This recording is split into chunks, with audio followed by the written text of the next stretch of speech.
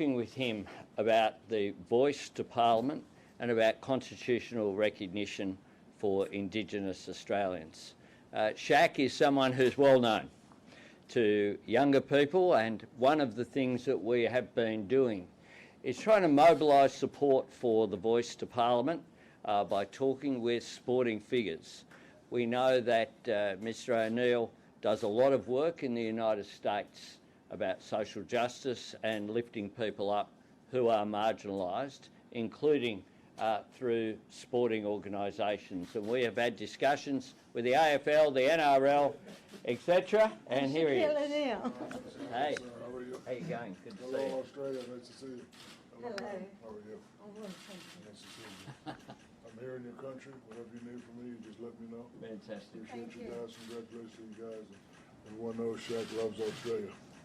All right? Awesome. All right, I'll see you soon. Thanks, mate. Have a good time. Yes, ma'am. All right. I need that government clearance, too. That'll be done. See you. Thank you. We have presented, or Linda presented Shaq with a boomerang that may well need some special customs clearance to get through into the United States and out of Australia.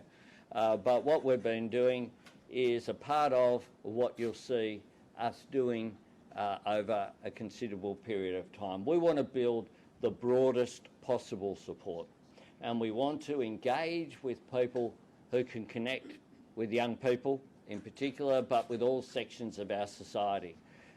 Shaq has that record of, particularly when it comes to bringing people together of different backgrounds, which is consistent with our approach to a constitutionally recognised voice to Parliament, and recognising that Australian history didn't begin in 1788. We should be proud of the fact that Australia is the land where we share our great continent and nation with the oldest continuous civilisation on Earth. And Shaq has agreed to do some vids and to have a chat about the importance of bringing people together. And that's really what the Voice to Parliament and constitutional recognition is about: lifting up our great country, providing a moment of which we can all be proud when Indigenous Australians are recognised in our Constitution, and where, by respecting Indigenous Australians and asking them for their views when matters affect them on education, housing, health and other issues, then we stand a much better chance of getting outcomes that are positive and closing the gap, which is something that we need to do. Finally, it is about how we see ourselves, but it's also about how Australia is seen in the world. Australia will be seen more positively when we demonstrate our maturity as a nation by having our birth certificate recognise our full history. Thank you, Anthony. I'll just make two additional points. This forthcoming referendum is not a referendum that's owned by the government. It is a referendum for the Australian people, and we are very much seeing it that way.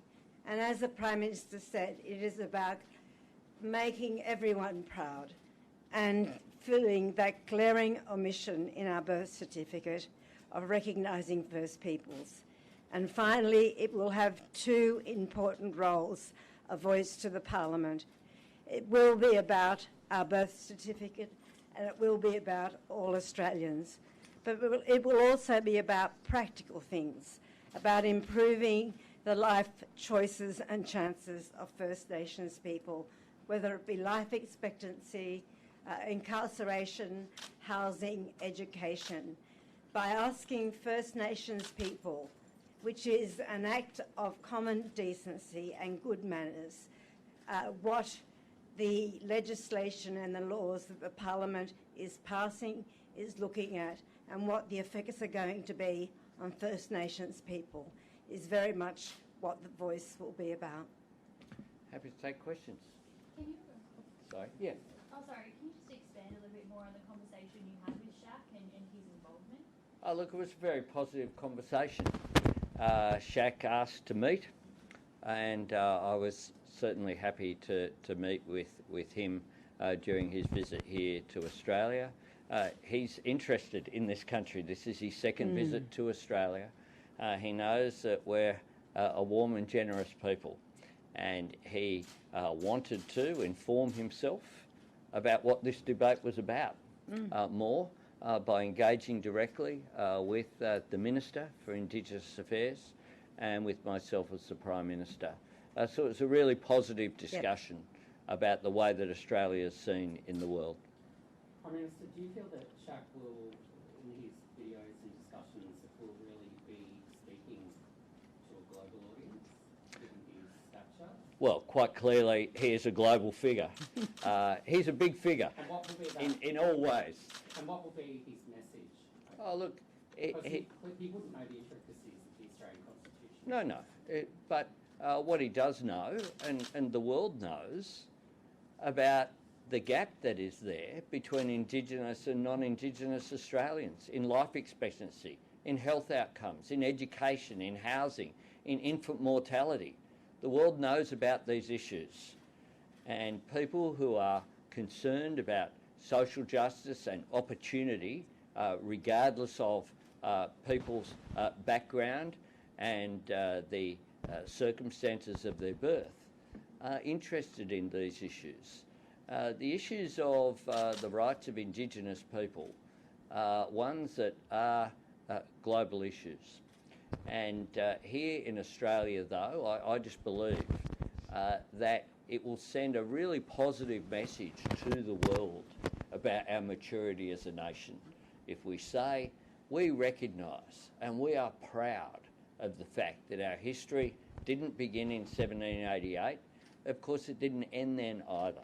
We need to recognise the fullness of our history in this nation, the fact that Indigenous people looked after this nation for at least 60,000 years. And since then, of course, we've had people come to this country to share this continent with Indigenous Australians. The Uluru Statement from the Heart is a generous and gracious offer. It's a handout asking for that hand to be joined in partnership going forward. Liam, there's some reticence in the community about the detail around the voice. Is it fair to say, it was being described to me as what you're trying to achieve here is simply saying, well, do we need a bridge over Sydney Harbour? Yes or no? We'll figure out how many lanes and the design once we know that the Australian public want the bridge in the first place. Is that a fair appraisal of your approach? Look, there is a fair bit of detail out there already. Tom Karma, I'll ask Linda to add to this, but Tom Karma and Marcy Langton, for example, did a lot of work. But also it's important people don't overcomplicate what this is. The draft wording that I put out at Garma is something that's been worked through. It's not my wording. It's something that's been worked through, including by some of the best legal minds in this country, working through saying what the voice is and also what it isn't. So what it is it will recognise First Nations people, Aboriginal and Torres Strait Islander people in our Constitution, which at the moment is a gap. Yes. Secondly, it will make it clear that they should be consulted through a voice on matters that affect them. Thirdly, it makes clear through the draft wording that it's not a third chamber. It's not something that usurps the power of Parliament. It's something that will be subservient to legislation in the Parliament. So that might change over a period of time. Just as, to use your Harbour Bridge analogy, from time to time you might need extra lanes on a road, but you know the road is necessary. And that is what we need. And a bridge isn't a bad analogy, because it is a bridge between Indigenous and non-Indigenous Australians that we're talking about here. Linda? There is a lot of information out there. Tom Kalma and Marcia Layton co-designed what a voice might look like. There has been 2 parliamentary inquiries, and there was much work done in the last decade by academics, by constitutional lawyers, and by First Nations people. There is an enormous amount of information already out there. And the other thing that has escaped the debate so far is that at the end of the day, and the Uluru Statement was very specific and clear about this, it will be the Parliament that will make the final decisions about the way in which the voice will look and what its functions would be. But the Uluru Statement was clear. It will not usurp Parliament. It will be an advisory body only, and it will be a body that is enshrined in the Constitution. So it will be a permanent body. Yeah. Is there any opportunity to ask Shaq any questions? No, no. Just on referendum, very, very difficult to succeed. So you're taking quite a political risk. Are you prepared personally if it fails? Look, we have had a discussion about this prior to the Gama speech that was worked on and by Linda and Patrick Dodson and others as part of the discussion that we had as a government. Look, before the 2019 election, there was a commitment to advance this issue, to advance the voice. And not much happened during the last term, or not enough happened, and I think that's been acknowledged graciously by the former Minister, Ken Wyatt. What we were of the view is that yes, there's always a risk, but there's also a very clear non-risk and certainty if you don't have a referendum. Because if you don't have a referendum, by definition, you will not advance and it will not succeed.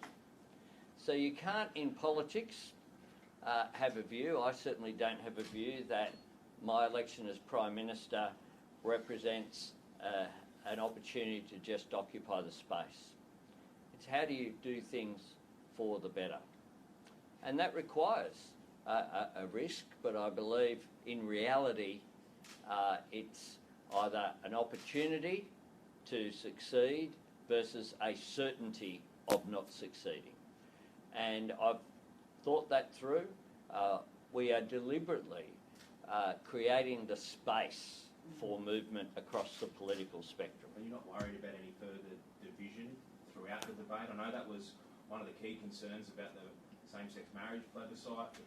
Some pretty bad rhetoric is raised. Are you concerned that that may be a consequence of this? Of course we're concerned, but the truth is that inappropriate comments have been a feature of, unfortunately, from time to time, including from political representatives towards Indigenous people over a long period of time. And I think some of the comments that have been made about this debate are ill-advised. But it's also such an opportunity to bring the country together, such an opportunity for unity going forward. And there were similar comments made prior to Kevin Rudd issuing the apology to the stolen generations. For a long time there was a delay. There was an argument put that it would be a divisive moment. The truth is that, I look back at the footage now of kids at schools stopping and watching on big screens that unifying moment for our country. And I was proud to have been a part of it. It's the proudest moment that I've had in the Parliament. And I believe this will be exactly the same. Will be one where people look back and go, why didn't we do it before? There's no downside, only upside, and it's an opportunity to bring the country together. It's really about all Australians. It is about First Nations people and recognition. And First Nations people have said to me very clearly, we are willing to take the chance on a referendum. The Prime Minister and I are of the view, and the Australian people are also of the view, that there is a new dawn coming in this country. I have been involved in Aboriginal affairs for 45 years, and I have never felt the optimism. I have never seen the curiosity that non-Aboriginal Australians have about the truth, about the story of this country, and this is a chance to give all of those people a way to demonstrate their support. I mean, you actually go and cast a vote for decency, and I think Australians will do that. Ian, would you be able to clarify whether the Martin Langdon report is the blueprint for the final design for the voice? And why is it the prominent option of all the many reports? No, I haven't said that. I've made it very clear in my comments, and I repeat them again today. I'm creating the space for people to come on board. This isn't my decision. This isn't my proposal.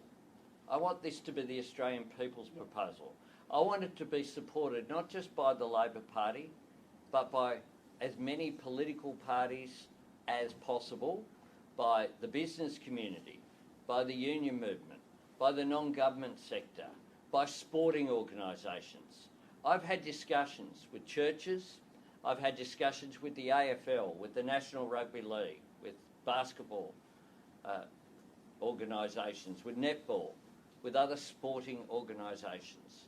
I've had discussions, of course, primarily front and centre with Indigenous Australians. We travelled to the Torres Strait just a week ago to make sure that we heard directly from Torres Strait Islander peoples. So we want this to be everyone's proposal.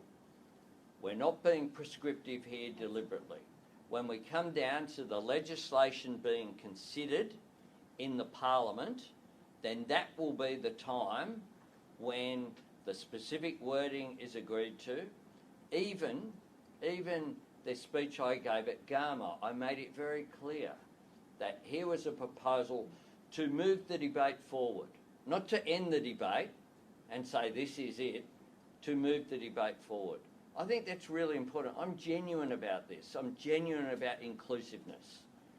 And what people look for is for prescriptions so they can then say, oh, well, in that 170-page report, I disagree with what was on paragraph 3 on page 54, and therefore I'm against this proposal. I'm not going down that road. That doesn't mean there won't be more specificity.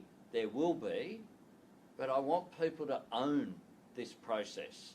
Peter Dutton said to me, for example, that he wasn't aware of what the question would look like. We've put the question, what it might look like, out there now. We've put out there precisely what the words might look like now. But if there's a different word or a tweaking here or there, we're up for that debate too. I mean, how do we maximise support for this proposal is what we are aimed at. I've spoken to media organisations explicitly about this as well. I want this to succeed. Minister Burney, if I could ask you, what do you think of having a celebrity endorsement such as Shaq's? Does it sway undecided voters? Well, that's up to voters, but I am really pleased and very proud that Shaq has sought a request through the Prime Minister to specifically talk about the plans that we have in relation to a referendum. He said it was a noble task, that it was important, and I think the most significant thing is what the Prime Minister has said, is that we need to build broad-based support across the country for a referendum change. It's not easy in Australia, we all know that. And I think having Shaq O'Neill as part of a campaign is important, but it is also extremely important that we build support across the community. it was just so wonderful to meet him and to see that there is international interest from people like Mr. O'Neill in relation to the project, the nation building project we have underway about the referendum. Were you Okay. surprised he came forward? Well, he approached us, the people who've organised his visit to Australia, and we responded very positively to it.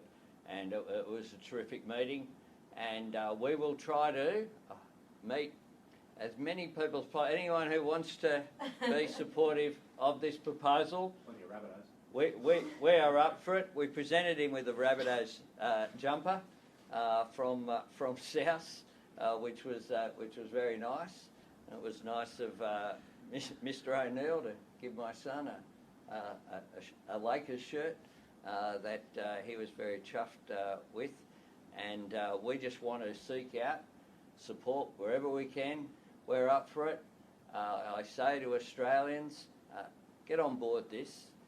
This will improve the nation. It will improve our self-confidence in the way that we see ourselves, but it will also improve the way that we're seen by the world. Thanks very much. Thank you. Quickly, Prime Minister on the Solomon Islands. Thank you. Prime Minister on Thank the you. Solomon Islands.